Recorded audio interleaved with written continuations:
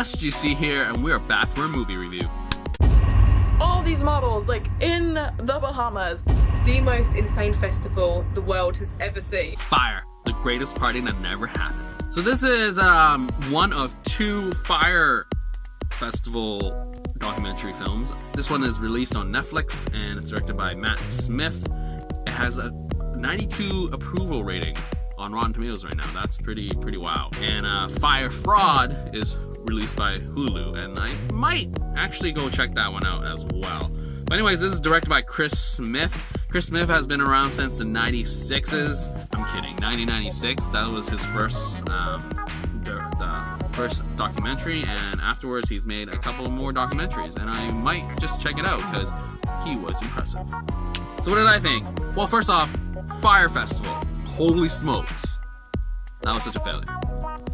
I remember seeing the ad for it when it first came online, and I was like, whoa, this is pretty intense. And when the news broke out that it was such a bomb, and not in a good way, I was like, wow, that's really sad. And it's like sponsored, or not sponsored, but like so many big name models were in that ad, and it's like you would think that this would have delivered if they were going to be in the ad, but clearly they just filmed the ad and hope to God that it was going to deliver, but it didn't. Yeah, I think the character here of Fyre Festival is such a gong show that I don't think anyone knew what really happened, so that's an intriguing premise to begin with. I mean, I don't care about Fyre Festival because I couldn't have afforded nor would have an interest to go, but to see that it was such a bomb, and for them to build a documentary with so many different vehicles of different perspectives, and the pacing was top notch. It's a 2-hour film, and the narrative is just an introduction of like who the guy was, and then it slowly built up to like them planning and more people coming in, and then later on it was like, okay, we are so screwed, and then it's screwed, and then we change perspectives. We change perspectives to the actual people who went to the Fyre Festival, and they started interviewing themselves. They started the interviews, and it was just like more of a like, how did people go into this thing feel, and then the aftermath, and just like, wow, that was such a jam-packed 2-hour.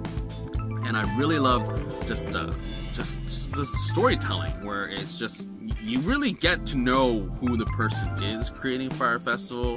He's a proven track record with his magnesis, and you seem like, okay, but you know that it's like this is gonna bomb, but it's just like that lead up to it, and it's like, okay, this is happening.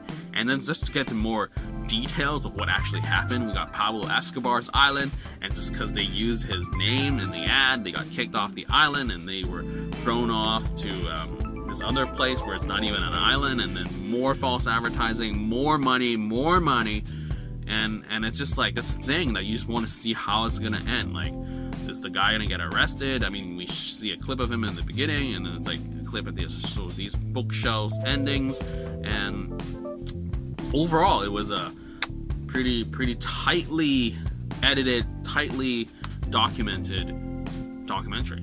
And props to the team, because like just the people that they interviewed, it was like so hands-on. I think that's the biggest part. It's like these are people that worked on this festival, and they're just talking about what happened, and you're just like, wow, and their emotions and just their disbelief to what actually happened really has that driving punch. I was just reading Wikipedia just now. AV Club actually stated that, you know, if you compare this to Hulu, this is the better film. But granted, there's an argument to be made to watching both just to see everything. And I don't know. I think it's interesting that Hulu and Netflix did a documentary at the same time, released at the same time, I think. And it's like, wow, what are you guys trying to go for? Because Netflix clearly probably has way more audience than Hulu. But I may check out Hulu just for this. I don't know. Maybe not. I don't know. Now that I said it, I might not, because I think this was a solid documentary. Like, for me, the key for a documentary is to making audiences care about a subject matter they didn't care about to begin with. I mean, the very fact that I watched this, but I was like I was sucked in. Like, I didn't do anything. When I was watching this, I was just like, I'm sitting down, I'm gonna finish this. I could have done so many things, or I could have stopped, did some other stuff. I was sucked in. I was engaged. I was committed to finishing this documentary. So that's a good sign for documentaries. And seriously, 97 on Rotten Tomatoes, that's a pretty good sign, even though it just came out a few weeks, days ago, but still, that's pretty good. 18th, so it's days, so it's the 23rd today.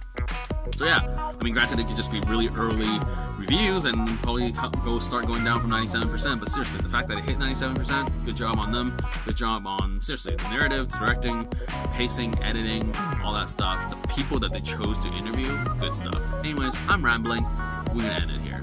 Anyway, that's it for this movie review for Fyre, the greatest party that never happened. Later.